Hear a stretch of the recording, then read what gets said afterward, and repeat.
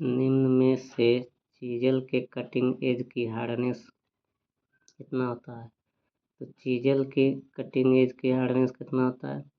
तो 53 से 59 या 400 होता है। 53 से 59 या 400।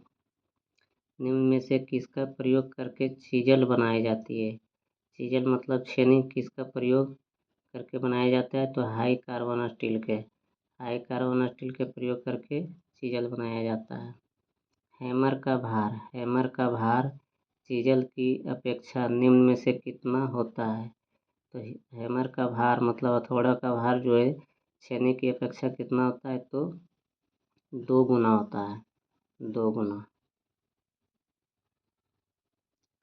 निम्न में से किस धातु का प्रयोग करके हेक्सा ब्लेड बनाया जाता है? तो हेक्सा ब्लेड जो है किस धातु का प्रयोग करके बनाएंगे? तो हाई कार्बन स्टील से भी बना सकते हैं, लौ एलॉ स्टील से भी बना सकते हैं, हाई स्पीड स्टील से भी बना सकते हैं। मतलब सभी का उपयोग करके हेक्सा ब्लेड बनाया जा सकता है।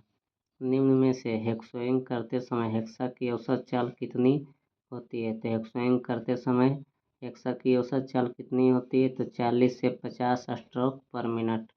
40 से 50 स्ट्रोक पर मिनट होता है। निम्न में से फाइल की हार्डनेस होती है। तो फाइल की हार्डनेस कितना होता है? तो 60 से 64 या 400। 60 से 64 या 400 फाइल की हार्डनेस होता है। फाइल के स्ट्रोकों की प्रति मिनट संख्या औसतन होती है। तो फाइल के स्ट्रोकों की प्रति मिनट संख्या कितना होता है? तो 40 से 60 होता है। 40 से 60 स्ट्रोक प्रति मिनट होता है। समांतर रेती का टेपर भाग होता है। तो समांतर रेती का कितना भाग जो टेपर होता है? 1/3 भाग। निम्न में से साधारण ड्रिल कार्यों के लिए लिप क्लियरेंस एंगल कितना रखा जाता है? तो साधारण ड्रिल कार्यों के लिए लिप क्लियरेंस एंगल कितना रखा जाता है? तो 12 से 15 डिग्री। 12 से 15 डिग्री रखा जाता है। डबल फ्लूटेड ड्रिल कितने कटिंग एज होते हैं? डबल फ्लूटेड ड्रिल के कितने कटिंग एज होते हैं? तो 2 होता है, 2। ड्रिल की स्पीड मालूम रहने पर ड्रिल का व्यास बढ़ने से कटिंग स्पीड पर निम्न में से क्या प्रभाव पड़ता है? तो बढ़ती है। मतलब ड्रिल की स्पीड मालूम रहने पर ड्रिल का व्यास बढ़ने से कटिंग स्पीड पर क्या प्रभाव पड़ता है? तो यदि जो ड्रिल का व्यास बढ़ जाएगा तो कटिंग स्पीड भी बढ़ जाता है, कटिंग स्पीड भी बढ़ जाएगा। निम्न में से रीमर ड्रिल साइज की गणना करते समय प्रत्येक व्यास की ड्रिल के ओवर साइज मान रखा जाता है। तो निम्न में से रीमर ड्रिल साइज की गणना करते समय प्रत्येक व्यास की ड्रिल के ओवर साइज का मान कितना रखा जाता है?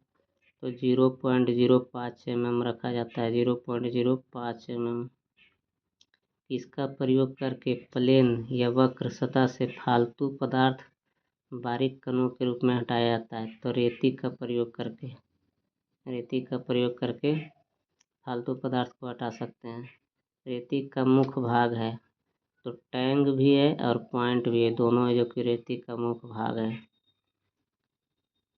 निम्न में से किस फाइल का प्रयोग ड्रॉ फाइलिंग में किया जाता है? तो किस फाइल का प्रयोग ड्रॉ फाइलिंग में किया जाता है? तो स्मूथ फाइल का। निम्न में से कौन सी विधि होल में टूटे टैप को निकालने की नहीं है? तो कौन सी विधि है जो कि होल में से टूटे टैप को निकालने की नहीं है? तो नाइट्रिक एसिड डालकर। ये जो विधि है यह टूटे टैप को निकालने की विधि नहीं है, लेकिन टैप एक्सट्रैक्टर के द्वारा होल में से टूटे टैप को निकाल सकते हैं। नोज प्लायर के द्वारा होल में से टूटे टैप को निकाल सकते हैं और पेचकस के द्वारा निकाल सकते हैं होल में से टूटे टैप को, लेकिन नाइट्रिक एसिड डालकर नहीं निकाल सकते।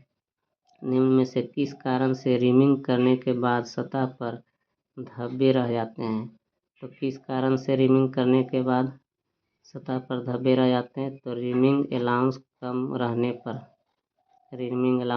रहने पर। निम्न में से किस फाइल का प्रयोग करके तैयार साइज के निकट लाया जाता है? तो किस फाइल का प्रयोग करके तैयार साइज के निकट लाया जाता है? तो बस्टर्ड फाइल का प्रयोग करके। निम्न में से किस फाइल का प्रयोग करके कार्यखंड का फाइनल साइज तैयार किया जाता है? तो किस फाइल का प्रयोग करके कार्यखंड का फाइनल साइज तैयार किया जाता है? तो डेड स्मूथ फाइल का।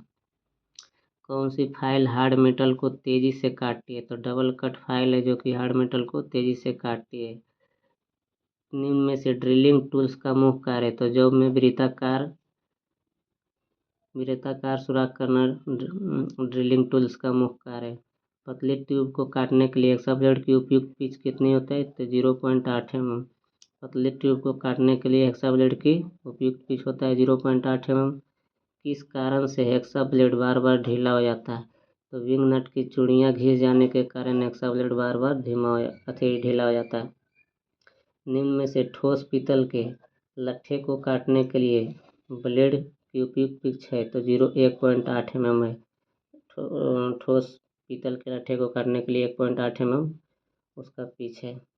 इस हेक्सा फ्रेम में 2 या अधिक स्टैंडर्ड लंबाई के ब्लेड लगाए जा सकते हैं? तो एडजस्टेबल हेक्सा फ्रेम में। निम्न में से हेक्सा ब्लेड की लंबाई कितनी होती है? 300 mm हेक्सा ब्लेड की लंबाई होती है।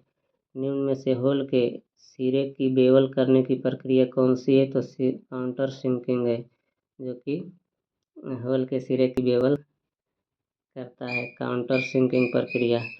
निम्न में से किस कारण से रिमर करने पर होल में अच्छी फिनिशिंग नहीं आती है? तो किस कारण से रिमिंग करने पर होल में फिनिशिंग आती है? तो रिमिंग अलाउंस उपयुक्त नहीं होने पर। रिमिंग अलाउंस उपयुक्त न होने पर होल में अच्छी फिनिशिंग नहीं आती है। अब है कि निम्न में से किस चीजल का प्रयोग करके ब्रास के बेरिंग में वायल ग्रूव काटे जाते हैं? तो किस चीजल का प्रयोग करके ब्रास के बेरिंग में वायल ग्रूव काटे जाते हैं? तो हाफ राउंड नोज चीजल का प्रयोग करके। निम्न में से क्या रहने पर ग्राइंडिंग व्हील का फेस चमकदार या स्मूथ ग्लेज हो जाता है? तो व्हील का ग्रेड अधिक हार्ड होने पर। निम्न में से क्या रहने पर ग्राइंडिंग व्हील का फेस चमकदार या स्मूथ ग्लेज हो जाता है? तो व्हील का ग्रेड अधिक हार्ड होने पर। कहता है निम्न में से किस फाइल का प्रयोग करके एल्युमिनियम ब्लॉक को स्मूथ फिनिश किया जाता है? तो किस फाइल का प्रयोग करके एल्यूमिनियम ब्लॉक को स्मूथ फिनिश किया जाता है? तो सिंगल कट के द्वारा। निम्न में से किस कारण से ड्रिलिंग करते समय सादे पानी को स्नेहक के रूप में प्रयोग नहीं किया जाता है? तो जॉब पर जंग लगने के कारण खराब हो जाती है।